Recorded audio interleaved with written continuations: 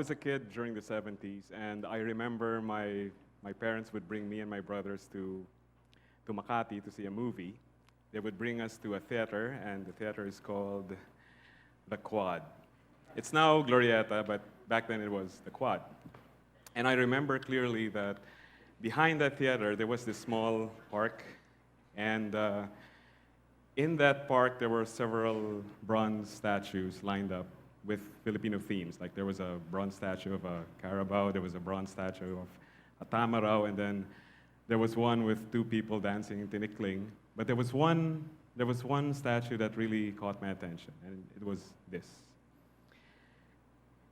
It's a creature with a horse's head, and on his back there was a man who was struggling and pulling his hair.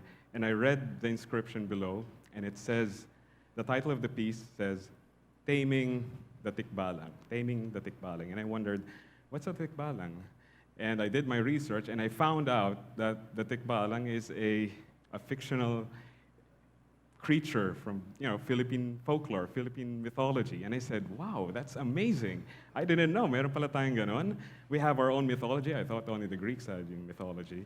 But I was amazed. I was excited. I was very much into Philippine folklore for about 2 days. And then I forgot about it.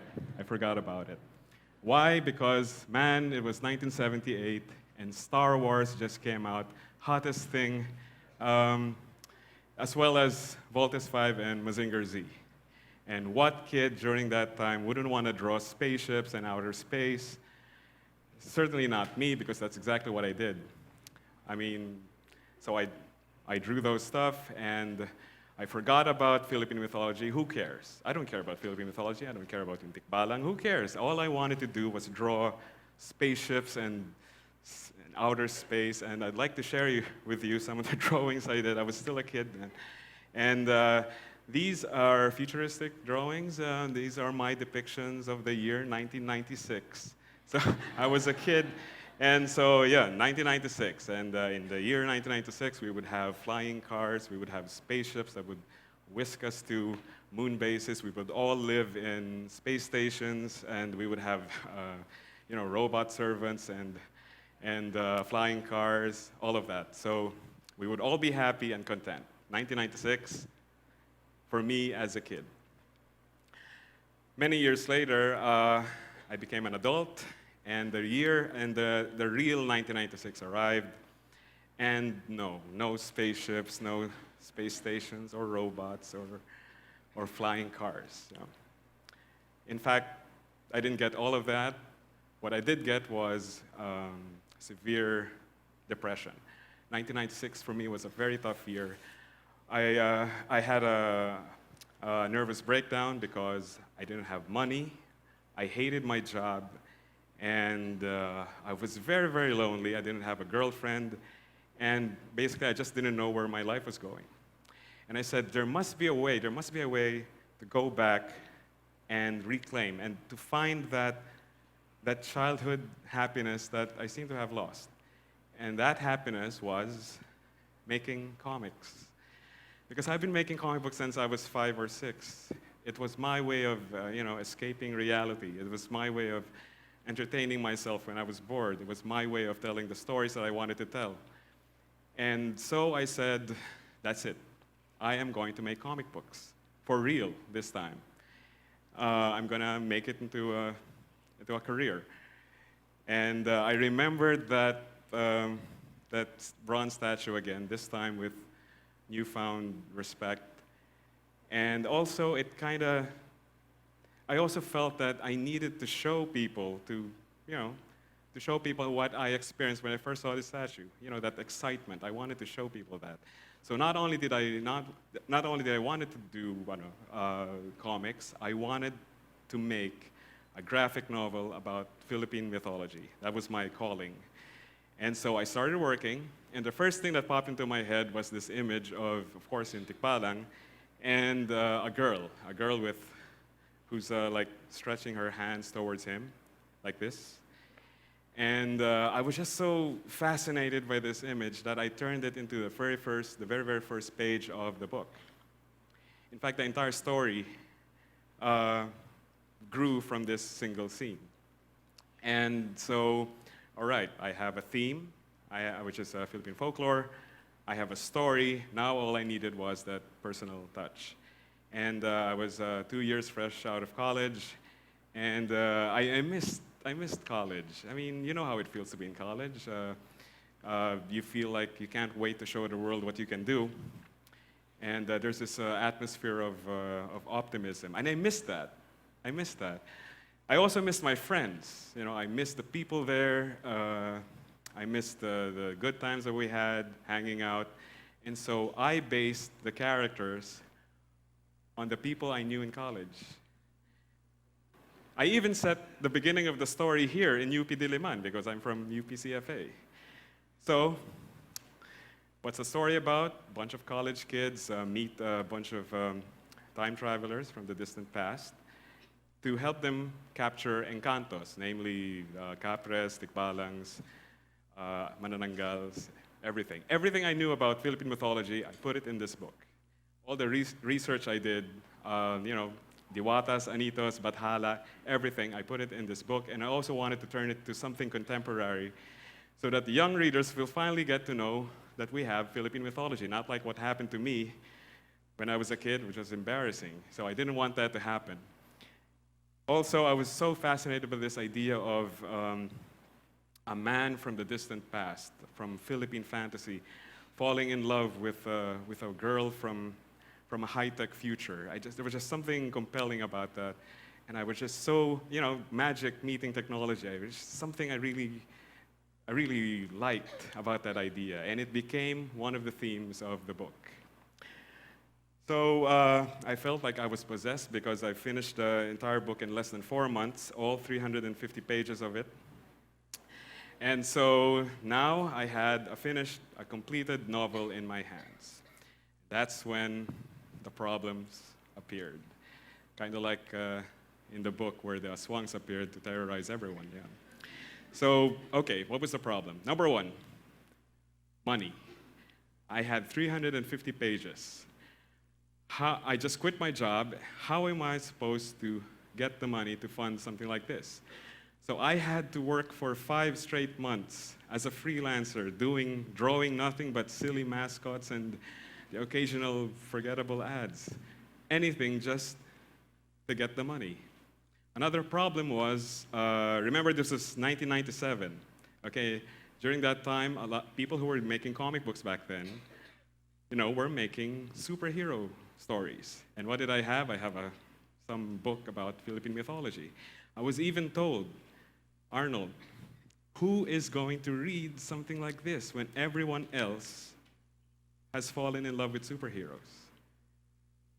I said, I don't care. This is the book that I want to release. This is the story that I want to share, and I'm going to do it my own way, my own thing. That's exactly what I did.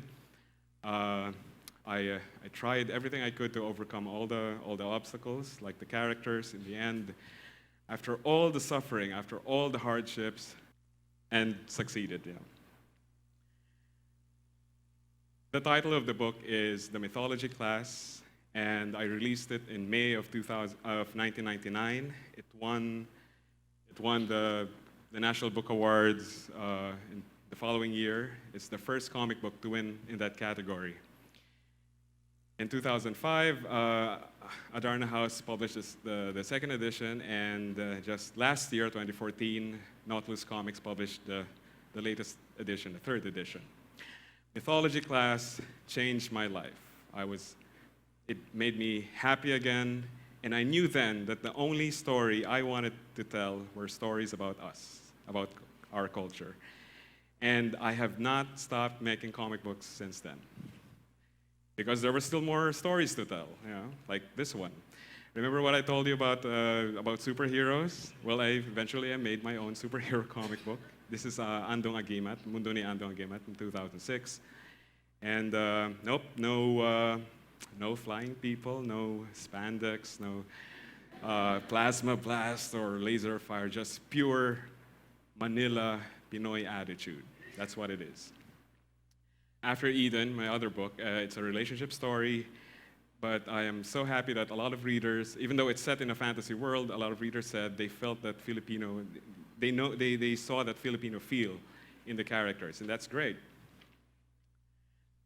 I got to draw spaceships again. At least this time, there's this. I put some Filipino quality in it. A Trip to Tagaytay is a futuristic story, and if you look closely, there's a spaceship. It says Philippine Space Lines, so I got to draw that again. And then Marshall of Babies in 2008. It's my commentary on Filipino society, and it's also a story of my generation. It's me telling all of you millennials here that you guys are very, very lucky indeed, luckier than my generation, because you have a lot of opportunities. Remember that. Remember that. Mythology Class opened up comics to me, and comic books eventually led me to learning how to do animation, and I studied on my own, and maybe because I just wanted to see my drawings move. And so these are scenes from the Lupang Hinirang animated video, which you saw earlier.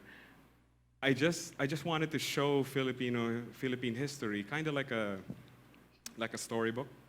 You know, when you open one chapter, something unfolds, something like that. And so there are parts that are very sad, horrifying, but it ends in a very, very positive note. And finally, just last week, I released my latest graphic novel, Halina Filipina. It's my 5th graphic novel. It's a story about half American, half Filipino New Yorker who goes to the Philippines to look for her roots. Now, I have made books about Philippine folklore, Philippine fantasy, superheroes, and Filipino society. So I figured it was time to tackle the issue of finding that Filipino identity and where we stand in the world. Now, a couple of days ago, Director Gerald Tarog and Articulo Uno announced that they are currently developing Mythology Class as a, you heard about, thank you, as a full-length feature film. And I am very, very, very excited about it.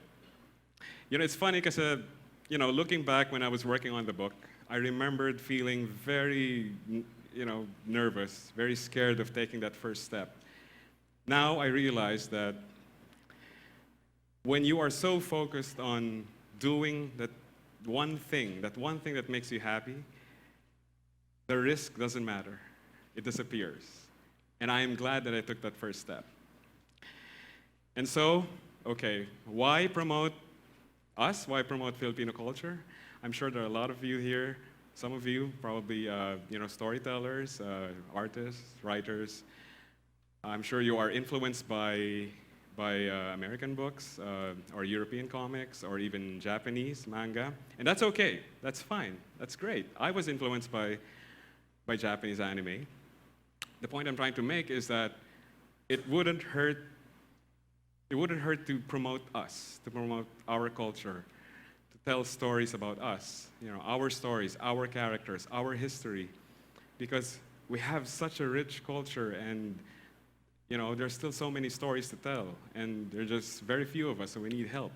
And if you do, I guarantee 100%, everyone's going to be proud of you. You're going to be proud of yourself, because not only will you be uplifting our image for the entire world, but you will be shaping, even creating an identity for us. And that's a nice thing. That's a great thing. That's very, very important. So again, the question, why promote us? Why promote our culture? Well, who else is going to do it for us? Nobody. Nobody except you, me, everyone. Thank you.